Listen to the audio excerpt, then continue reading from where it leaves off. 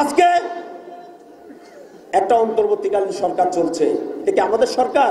না, এটা তত্ত্বাবধায়ক সরকার বলেন, অন্তর্বর্তীকালীন সরকার চলেন।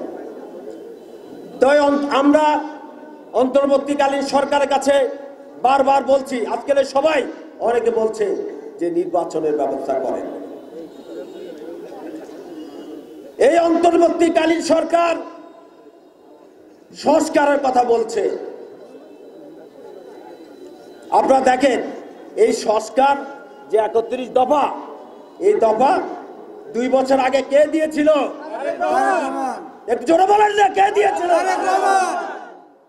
এটা বিএনপির ভারপ্রাপ্ত চেয়ারম্যান তারেক রহমান 2 বছর আগে তো এই 31 দফা এই সংস্কারের কর্মসূচি দিয়েছিলেন।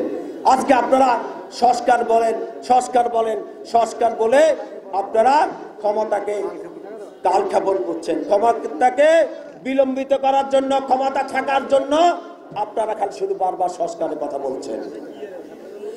আমরা আজকের এই সভা থেকে বলতে চাই, 2014 সালে যে একতরফা নির্বাচন হয়েছিল, সেই নির্বাচনে জনগণ কি ভোট দিতে পেরেছে? না, ভোট দিতে পারে নাই। 2018 সালে দিনের ভোট রাতেই করে নিয়েছিল, সেখানে কি জনগণ ভোট দিতে পেরেছে? না। 2024 সালে একটা দামি নির্বাচন করেছে, সেই নির্বাচনে কি জনগণ ভোট দিতে পেরেছে? ভোট দিতে পারে নাই। আজকে জনগণ উন্মুখ হয়ে আছে, আজকে জনগণ ভোট দেওয়ার জন্য উন্মুখ হয়ে আছে না? আজকে তাহলে যে সংস্কারের কথা বলছেন, প্রথম সংস্কার হলো যে নির্বাচনের ব্যবস্থা করতে হবে। কি কথা ঠিক তো?